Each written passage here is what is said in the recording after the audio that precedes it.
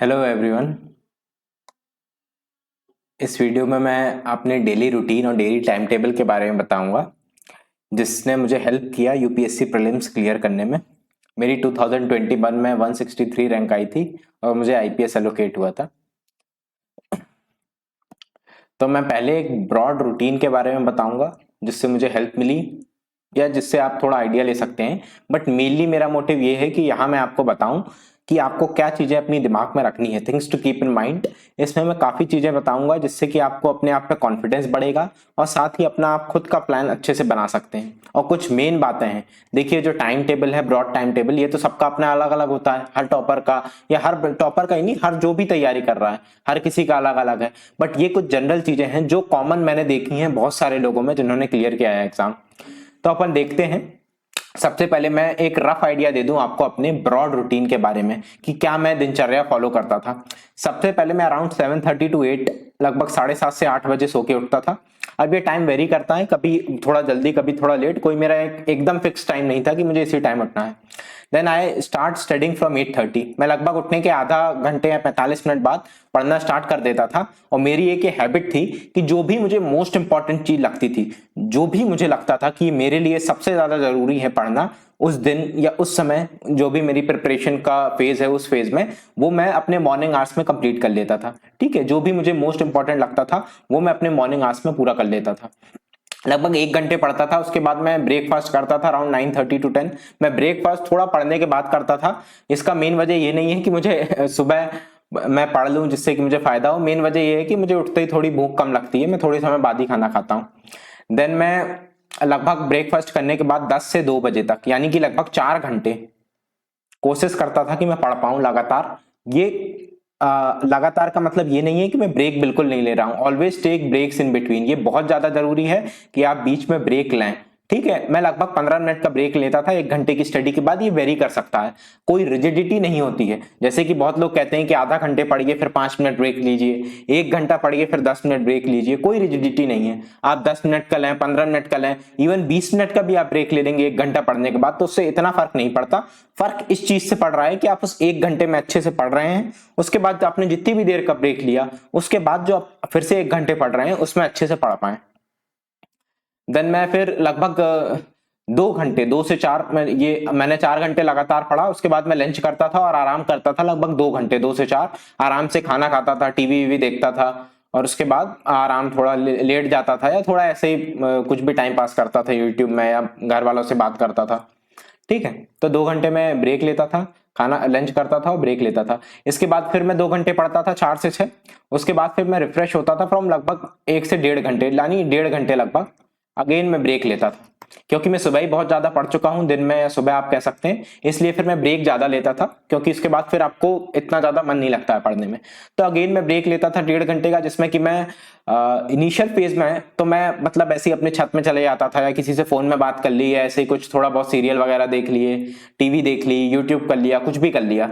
लेकिन बाद वाले फेज में मैंने एक आदत डाली कि इन 1.5 घंटों में कम से कम मैं आधा घंटे या कम से कम 45 मिनट में वॉक लूं एक, है ना, मेरी अपने घर के बाहर में आप लगातार अच्छे ब्रिस्क वॉक लेता था मैं, जिससे कि थोड़ी हेल्थ का भी ध्यान हो जाता है। और आप लेके देखिए, आप थोड़ा एक्सरसाइज करके देखिए, इससे बहुत ज्यादा रिफ्रेश फील होता है। इसके बाद फिर मैं पढ़ता था लगभग 7:30 से 9, यानी लगभग 1.5 घंटे फिर पढ़ता था।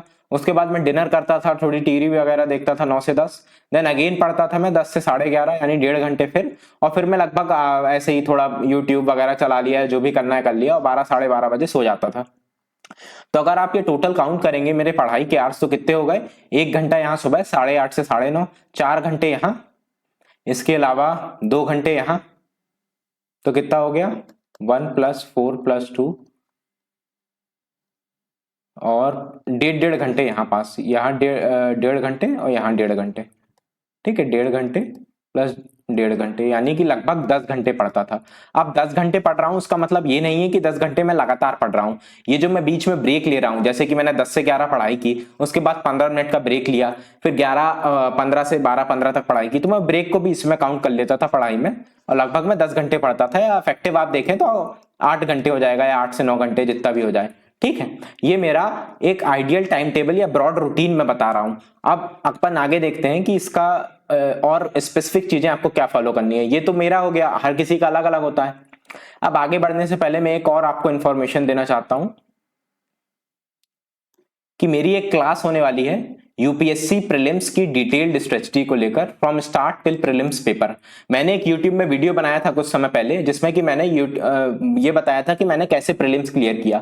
वो बहुत छोटा वीडियो था, लगभग 10 मिनट का, जिसमें मैंने ब्रॉडली बता दिया था कि मैंने ये चीजें की जिससे कि मैंने क्लियर किया, और आप भी इससे हेल्प ले सकते हैं। अब मैं एक वीडियो बनाना चाह रहा हूं जिसमें कि मैं एक यूपीएससी प्रीलिम्स की डिटेल्ड स्ट्रेटजी बताऊंगा from start till prelims paper, जिसमें मैं आपको ये बताऊंगा कि किस तरीके से मैंने तैयारी शुरू की, किस तरीके से आप बेसिक बुक्स को पढ़ सकते हैं, प्रीलिम्स के लिए क्या चीजें पढ़नी है, क्या चीजें छोड़नी है, और स्टार्ट से लेके प्रीलिम्स के पेपर तक, प्रीलिम्स स्पेसिफिक तैयारी, फिर प्रीलिम्स के कुछ दिन पहले आप क्या करें, प्रीलिम्स के पेपर के समय अपने आप को काम कैसे रखें। ये सारी चीजें मैंने जो खुद से सीखी हैं, या फिर मैंने और जो लोगों ने प्रीलिम्स किया है उनसे मिलके सीखी हैं, या मैंने भी टॉपर्स की वीडियो से सीखी हैं, वो सारी चीजें मैं डिस्कस करूंगा। ये क्लास कंप्लीटली फ्री होगी, completely free of cost, Unacademy के प्लेटफॉर्म में होगी। ये 6 अक्टूबर को होगी 5 बजे, ठीक है, यानी कि कल होगी शाम को 5 बजे। क्लास लाइव होगी। लाइव होने का फायदा क्या होगा इससे आपको? इससे ये फायदा है, जो भी लाइव क्लास अटेंड करेगा वो क्लास देखने के बाद मैं एक डाउट क्लियरिंग सेशन भी उसी में रख दूंगा, जिसमें कि आप कोई भी डाउट जो आपको इस लेक्चर से या प्रीलिम्स से या अपनी प्रिपरेशन से रिलेटेड है आप पूछ सकते हैं। इसका लिंक आपको मिल जाएगा पिंड कमेंट में भी मैं डाल दूंगा इस वीडियो के, साथ ही कम्युनिटी पोस्ट में भी मैं लिंक डाल दूंगा। तो आपको कुछ नहीं करना है, बस इस पोस्ट में जाना है, क्लिक करना है और डायरेक्टली आप क्लास तक पहुंच जाएंगे। और ये कंप्लीटली फ्री है, कोई चार्ज नहीं है, कोई भी देख सकता है इसे, ठीक है। तो अपन देख रहे थे ब्रॉड रूटीन। ब्रॉड रूटीन के बारे में बाद जो मुझे मेन चीज बतानी है वो है, ठीक है, वो ये चीजें हैं, things to keep in mind. ये बहुत बहुत ज्यादा जरूरी है, ठीक है। सबसे पहली चीज है, there must be no rigidity. कोई रिजिडिटी नहीं होनी चाहिए। मैंने अपना ब्रॉड टाइम टेबल बता दिया, आप अपना खुद ब्रॉड टाइम टेबल बनाएंगे, लेकिन क्या ये रिजिडिटी है कि आपको उसको फॉलो करना ही है एकदम 100%? ऐसा नहीं है। It is great even if you stick to your time table by 70 to 80%। जो भी आपका रूटीन है, जो भी आपका टाइम टेबल है, उसका आप 70 to 80% भी फॉलो कर लेंगे तो ये बहुत ज्यादा अच्छा है ना। आपको खुश होना चाहिए अगर आप 70-80% कर ले। मैंने क्या बताया अभी कि मैंने 10 घंटे का मेरे टाइम टेबल के अकॉर्डिंग ये प्लान बनाया था कि मैं रोज पढ़ूंगा, बट क्या मैं पढ़ पाता था? मुझे नहीं लगता कि एक पूरे साल में, एक साल के अंदर मुश्किल से 30-40 दिन होंगे जब मैंने पूरा 10 घंटे पढ़ा होगा, उतने भी नहीं होंगे वैसे तो। ज्यादातर मैं इसका 70 to 80% यानी कि 7 से 8 घंटे पढ़ पाता था। और मुझे ऐसा लगता है कि ये मोर देन सफिशिएंट है, सफिशिएंट नहीं, मोर देन सफिशिएंट है अगर आप कंसिस्टेंटली स्टिक कर रहे हैं इसमें, ठीक है। कंसिस्टेंसी बहुत इंपॉर्टेंट है। अगर आप रोज इतना आप 70 to 80% कंप्लीट कर पा रहे हैं अपने रूटीन का या टाइम टेबल का, तो बहुत ज्यादा अच्छा है। So there is must be no rigidity, है ना। ये बहुत जरूरी है कि आप रिजिड ना रहें, बिकॉज अगर आप रिजिड रहेंगे तो आप कुछ ही दिन में एग्जॉस्ट हो जाएंगे, क्योंकि जनरली टाइम टेबल, ये ह्यूमन टेंडेंसी है कि अपन टाइम टेबल ऐसा बनाते हैं जो थोड़ा एम्बिशियस हो, है ना। जैसे कि मैंने 10 घंटे का बनाया, कुछ लोग और ज्यादा बना लेते हैं, तो वो अच्छी बात है कि आप बना रहे हैं, बट आप ये दिमाग में रखिए कि आप अपनी, हर इंसान की एक लिमिट होती है। आपने जो भी बनाया है उसका आप 70-80% कर पा रहे हैं तो बहुत अच्छा है। दूसरा है मेन पॉइंट कि don't take too much stress. Stress कब होता है इंसान को? जब अपना टाइम टेबल फॉलो नहीं कर पाता, या फिर मैंने ये टाइम टेबल बता दिया, अब बहुत लोगों को ये स्ट्रेस हो रहा होगा कि यार ये तो पूरे दिन घर में रहता था, इसको कोई दिक्कत नहीं थी, कोई टेंशन नहीं थी, तो बढ़िया अपना पढ़ते रहता था सुबह से रात तक। But it's fine that even if you do not have the whole day, है ना।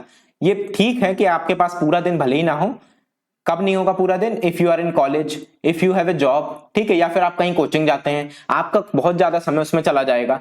तो आपको ये बात बिल्कुल दिमाग में रखनी है कि it's a thing to cherish, ठीक है, and not to be stressed about. अगर आप कॉलेज में हैं और आपने तैयारी शुरू कर दी है तो ये दुखी होने की बात थोड़ी है। मैंने तो जब पूरी मेरी इंटर्नशिप पूरी हो गई उसके बाद तैयारी शुरू की। शायद मैं पहले कर देता तो मेरा पहले अच्छे सिलेक्शन हो जाता, अच्छी रैंक हो जाती, मुझे बार बार नहीं देना पड़ता एग्जाम।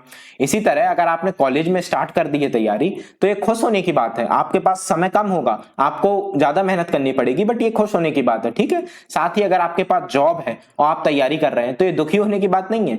आप जितने भी लोग तैयारी कर रहे हैं उनसे 1-2 अटेम्प्ट के बाद पूछिए कि वो जॉब चाहते हैं कि उनको जॉब मिल जाए, बहुत कोशिश करते हैं, बट बहुत सारे लोगों को नहीं मिल पाती।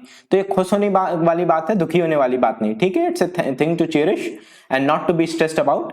आपके पास जितना भी समय है उसके अकॉर्डिंग आप अपना रूटीन या टाइम टेबल सेट करिए और उसे फॉलो करिए।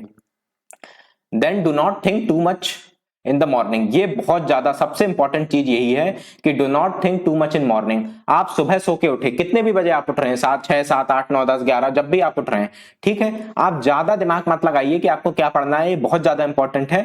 Do not think too much कि क्या नहीं आपको सोचना है, what to study, about your preparation, about your stressful life कि आप कितने परेशान हैं। आप अपनी तैयारी के बारे में नहीं सोचना है कि कैसी चल रही है। आपको ये भी नहीं सोचना है कि आपको क्या पढ़ना है, ज्यादा जोर नहीं देना है इस बात पे। आपको क्या करना है, just pick up a subject.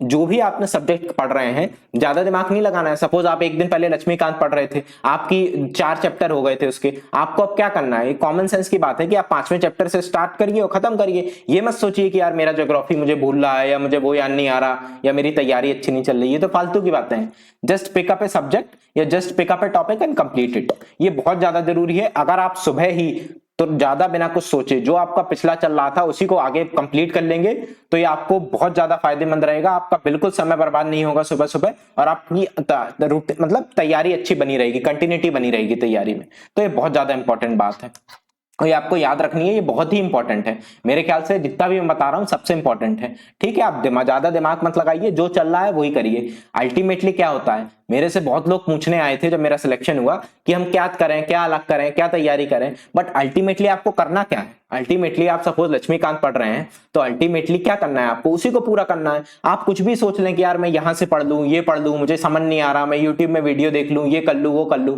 Ultimately ये सब फालतू की चीजें हैं। आपको वही पूरी करनी है, चाहे आप आज करें या आज आप परेशान हो लें, चाहे कल करें। तो आप उसी को कंटिन्यू रखिए और सुबह सुबह ही just pick up a subject और a topic and complete it, ठीक है। फिर आ जाता है ट्रस्ट योर अप्रोच। ये भी बहुत इंपॉर्टेंट है, आपको अपनी अप्रोच पर ट्रस्ट करना है। You know about your self the best, ठीक है, आपको अपने बारे में सबसे अच्छी तरीके से पता है, ठीक है। ना ही मैं, ना ही आपके टीचर्स और इवन आपके पेरेंट्स भी इतने अच्छे से आपको नहीं जानते जितने अच्छे से आप जानते हैं। ये मैं फ्रैंकली बता रहा हूं, ठीक है। ना मैं जानता हूं, ना कोई और टॉपर जानेगा, ना ही आपके टीचर्स जानेंगे, ना ही आपके माँ बाप जानेंगे। आपको पता है कि आपके लिए क्या बेस्ट है। आप खुद पढ़ रहे हैं, आपको ये पता है कि आपके लिए कौन सा समय सबसे अच्छा है पढ़ने के लिए। आपको ये पता है कि आपको किस तरीके रात में पढ़ना अच्छा लगता है कि सुबह अच्छा लगता है। ये आपको सारी चीजें पता है ना, और कोई नहीं बता सकता। ये आप करते हैं तो आपको अंदर से पता चलता है क्या अच्छा है।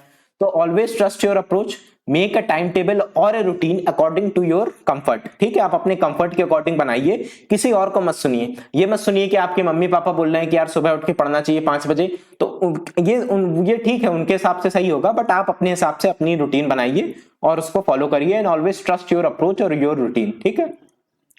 Then do not worry about big breaks. मैं अभी जब अपना डेली रूटीन बता रहा था तो मैं ये बताता था कि मैं 1 घंटे पढ़ा, फिर 15 मिनट ब्रेक ले लिया, बट ये तो उसी समय का ब्रेक हो गया। कभी कभी ऐसा होता है कि आपको लंबे ब्रेक लेने पड़ते हैं कुछ दिन के। ऐसा कब होता है, it is fine that someone got ill, ठीक है, कोई बीमार हो गया, आप खुद बीमार हो गए, घर में कोई बीमार हो गया। It is fine that you have a marriage at home, आपके घर में शादी है या कोई फंक्शन है, जैसे आपकी भाई या बहन की, तो आपको थोड़ा बहुत तो समय जाएगा ही उसमें। It is fine that you have heavy workload in job, आप जॉब कर रहे हैं, आपका वर्कलोड अचानक से बढ़ गया, या आप कॉलेज में हैं, आपके एग्जाम आ गए, ये सब ठीक है। इन सब से क्या होगा, आपके कुछ डेज, इन सब से क्या होगा, आपको फ्यू डेज का ब्रेक लेना पड़ेगा। बट आप स्ट्रेस में आ जाएंगे कि यार मैं तो बीमार हो गया, मेरी किस्मत क्यों इतनी खराब है, मेरे साथ वाला तो नहीं हुआ बीमार, वो पढ़ दिया। मैं अपने एक्सपीरियंस से बता रहा हूं, पिछले 3 साढ़े 3 साल से मैं तैयारी कर रहा हूं, उसके एक्सपीरियंस से मैं बता रहा हूं कि इस बात से कोई भी फर्क नहीं पड़ता। आप हो सकता है कि आप 1 महीने अच्छे से पढ़ रहे हैं, उसके बाद आप बीमार हो गए, 10 दिन 15 दिन भी नहीं पढ़ पाए, और उसके बाद अगेन आपने पिकअप कर लिया, आप अच्छे से पढ़ने लगे, तो उस बात से कोई फर्क नहीं पड़ेगा कि आपने उस 10-15 दिन नहीं पढ़ा, ठीक है। इस बात से पड़ता है कि जो भी समय आपके पास अवेलेबल है आप उसमें अच्छे से कर रहे हैं। इससे नहीं पड़ता कि आपके जो समय जो है ना, ये आप बिग ब्रेक्स जो मैं बोल रहा हूं ये वॉलंटरली नहीं लेने हैं। ऐसा नहीं है कि आप 1 महीना पढ़ें फिर आप खुद से ही ले लें कि 20 दिन नहीं पढ़ूंगा मैं, ऐसा नहीं है। ये अगर आपको किसी भी कारण से लेना पड़े, जैसे बीमार है या मैरिज है या कोई वर्कलोड है या कॉलेज के एग्जाम है, तो ये तो अनएविटेबल सिचुएशन है ना, इनएविटेबल सिचुएशन, इसमें आपको लेना ही पड़ेगा ब्रेक। तो इसके बारे में आप टेंशन ना लें, कोई भी 0% फर्क पड़ता है, कुछ फर्क नहीं पड़ेगा इनसे। अगर आप बशर्ते आप पूरे साल अच्छे से पढ़ रहे हैं और आप अगर बीच बीच में 1, 2, 3 कितने भी ब्रेक अगर आपको ये लेने पड़े मजबूरी में, तो उनके बारे में ज्यादा मत सोचिए, इससे कुछ फर्क नहीं पड़ेगा। एक और चीज है जो मुझे लगता है कि ये करना चाहिए आपको। अब ये हर किसी की अलग अलग हो सकती है, बट मुझे ऐसा लगता है कि do not read too many subjects in a single day. आप एक दिन में कई सारे सब्जेक्ट या कई सारे टॉपिक, कई सारी सब्जेक्ट ना पढ़ें। ऐसा ना हो कि आप एक दिन में पॉलिटी भी पढ़ रहे हैं, स्पेक्ट्रम भी पढ़ रहे हैं, इसके अलावा आप फिर वो कुछ भी ज्योग्राफी भी पढ़ रहे हैं, चार चीजें एक एक घंटा पढ़ रहे हैं, दो दो घंटा पढ़ रहे हैं। मेरे ख्याल से इसका फायदा नहीं होता, इससे नुकसान ही होता है। पर्सनली मैं सिर्फ एक सब्जेक्ट पढ़ता था। जैसे कि मैंने पॉलिटी पढ़ना शुरू की तो आज या इवन एक हफ्ते तक मैं पूरी पॉलिटी पढ़ूंगा और उसका एक सिग्निफिकेंट पोर्शन लक्ष्मीकांत का, या जहां से भी मैं पढ़ रहा हूं उसको कंप्लीट करता था। उसके बाद ही मैं दूसरे सब्जेक्ट में मूव ऑन करता था। यह वेरी कर सकता है हर इंसान का। हो सकता है कोई साथ में ये जीएस भी पढ़ता हो, ऑप्शनल भी पढ़ता हो सकता है कोई दो सब्जेक्ट पढ़ता हो, कि आप ज्योग्राफी पढ़ रहे हैं साथ में आप पॉलिटी पढ़ रहे हैं, तो थोड़ा आप 4 घंटे ये 4 घंटे ये पढ़ लिया। बट ऐसा नहीं होना चाहिए कि आप एक घंटे करके 6-7 सब्जेक्ट पढ़ रहे हैं। एट मैक्स आप 2 साथ में पढ़ सकते हैं, मैं प्रेफर सिर्फ एक करता था। ठीक है। Then please keep at least 1 day reserve for the revision. जो भी आप अपना वीकली, जो वो तो डेली रूटीन था, अब आप अपना वीकली रूटीन भी जो भी बना रहे हैं, then make it a part of your weekly routine. जो भी रिवीजन है उसको आपको अपने वीकली रूटीन का पार्ट बनाना ही पड़ेगा। अगर आप रिवाइज नहीं कर रहे हैं, आई एम रिपीटिंग, अगर आप रिवाइज नहीं कर रहे हैं देन यू विल फेल। आप नहीं क्लियर कर पाएंगे, ना ही प्रीलिम्स, ना ही मेंस, ना ही कुछ और। ठीक है। ये सारे कॉम्पिटिटिव एग्जाम के लिए ट्रू है, जिसने भी पहले तैयारी की होगी, और खासकर इस एग्जाम के लिए, बिकॉज इसका सिलेबस बहुत ज्यादा है, बहुत आसान है चीजें, है ना। 11th-12th की एनसीईआरटी हैं, ये हैं वो हैं, बट वो बहुत ज्यादा है, एक्सेसिव में है, तो आपको उसे बार बार रिवाइज करना पड़ेगा, तभी आपको याद होगा। एटलीस्ट एक दिन, एटलीस्ट 1 डे पर वीक, एटलीस्ट एक दिन हफ्ते में निकालें जिस दिन आप कुछ नया नहीं पढ़ेंगे, सिर्फ आपने जो भी हफ्ते भर में पढ़ा है उसे रिवाइज करेंगे। इससे आपको बहुत फायदा होगा लॉन्ग रन में। इसके अलावा focus on your daily routine, time table या टारगेट, जो भी आप कहें। ठीक है, सिर्फ आपको इस चीज पे फोकस करना है। Focus should be only on your daily time table और योर डेली रूटीन और योर डेली टारगेट। ऐसा क्यों है? UPSC is a long journey, long नहीं, it's a very very long journey, लंबा समय है। अगर आपने फर्स्ट अटेम्प्ट में भी क्लियर किया तो मिनिमम, ये मैं मिनिमम बता रहा हूं, मिनिमम आपको 2 साल लगते हैं। 1 साल एग्जाम होता है और 1 साल वो होता है, ये मिनिमम है। ज्यादातर लोग पहले से तैयारी करते हैं और 3 से 4 साल लगते हैं, और अगर अटेम्प्ट आपके बढ़ते गए तो 1-1 साल जोड़ते जाइए। ठीक है। तो UPSC is a very long journey, बहुत लंबा समय लगेगा इसको क्लियर करने में, अगर आपने पहले अटेम्प्ट में भी क्लियर किया तो।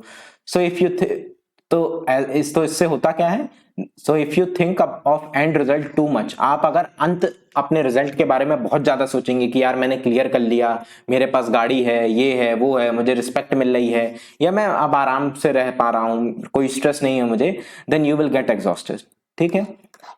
आप देखिए क्या होता है कि आप सोचेंगे एंड रिजल्ट के बारे में कि मैंने एग्जाम क्लियर कर लिया, ये इवन मैंने प्रीलिम्स या मेंस या इंटरव्यू क्लियर कर लिया, कुछ भी आप सोचेंगे, तो वो तुरंत क्लियर नहीं होने वाला है। वो कम से कम 1 साल, 2 साल, 3 साल उसमें समय लगेगा क्लियर होने में।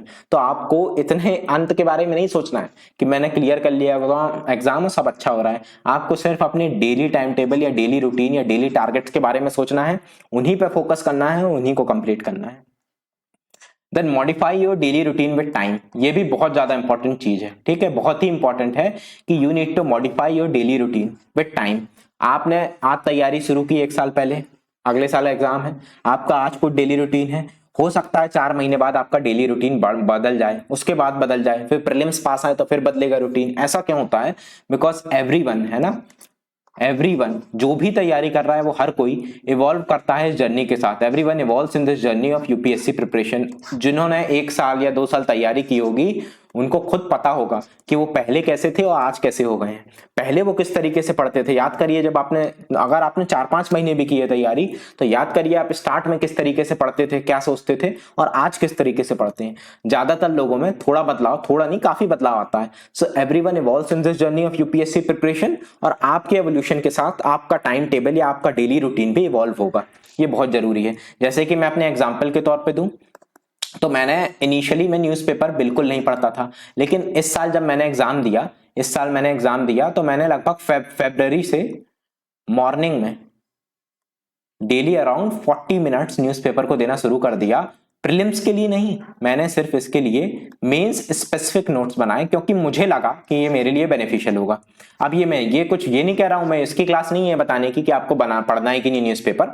मैं ये बता रहा हूं कि मैंने इनिशियली में नहीं पढ़ा, बट मैं धीरे धीरे इवॉल्व हुआ। मुझे लगा कि मेरे पास अब काफी समय है, मेरी बाकी चीजें पूरी हो चुकी हैं और मुझे इससे फायदा हो सकता है, इसलिए मैंने स्टार्ट कर दिया और इसे अपनी डेली रूटीन का पार्ट बना लिया। तो इसी तरह आप भी इवॉल्व होंगे, आपको भी लगेगा कि आपकी तैयारी इतनी हो चुकी है, अब आपको ये चीज एक्स्ट्रा कर सकते हैं, या फिर आपको लगेगा कि ये चीज फालतू की है, मैं इसे निकाल दूं अपने रूटीन से, तो आपका भी डेली रूटीन इवॉल्व होगा। देन ये लास्ट चीज है that you will get selected. ठीक है, आपका सिलेक्शन हो जाएगा, सिलेक्शन के चांसेस बहुत ज्यादा हो जाएंगे। You will learn to work hard, इससे भी बड़ी चीज है that you will learn to work hard, आप मेहनत करना सीखेंगे। You will learn to be disciplined, आप डिसिप्लिन्ड होना सीखेंगे। Even if you follow your faulty routine of time table. ठीक है, फॉल्टी रूटीन और टाइम टेबल, आप अगर आपने कोई रूटीन बना लिया, आपने कोई टाइम टेबल बना लिया, आपको लग रहा है, आपके हिसाब से हर किसी को लगता है, या तो लगता है कि बहुत अच्छा है, या फिर बहुत लोगों को ये लगने लगता है समय के साथ जब फॉलो नहीं हो पाता कि यार बहुत ही घटिया बनाया है मैंने। अपन किसी का वीडियो देख लेते हैं, जैसे कि आप ये मेरा वीडियो देख रहे हैं या कुछ भी देख लेते हैं, तो उससे अपन कॉपी कर लेंगे रूटीन, बट ऐसा नहीं होता।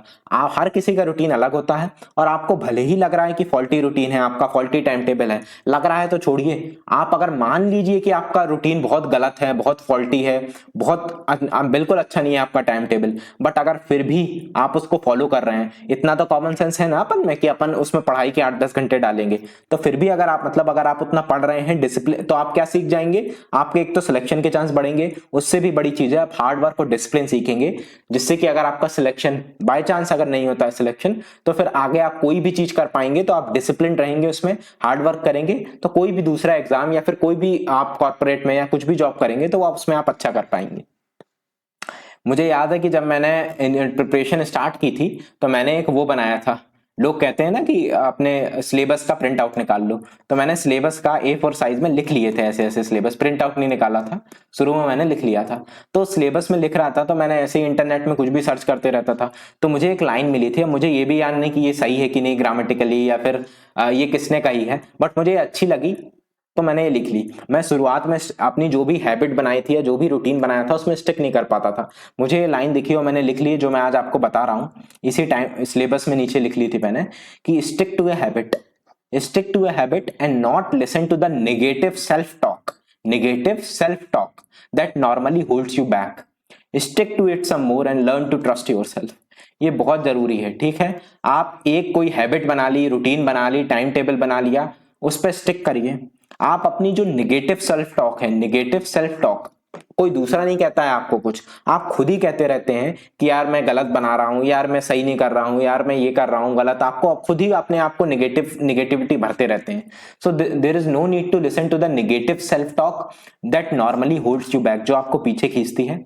Stick to it some more, जो भी आपने हैबिट बनाई है उसमें और स्टिक करिए, and learn to trust yourself. कोई आपको आपसे अच्छे से नहीं जानता। अगर आपने अपना जो भी टाइम टेबल रूटीन बनाया है उसे अच्छे से फॉलो कर लिया लंबे समय तक, तो काफी बहुत ज्यादा हाई चांसेस हैं कि आप क्लियर करेंगे, या नहीं भी क्लियर तो लाइफ में बहुत अच्छा करेंगे।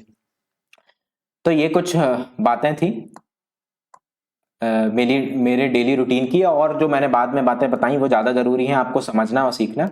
Thank you all for watching.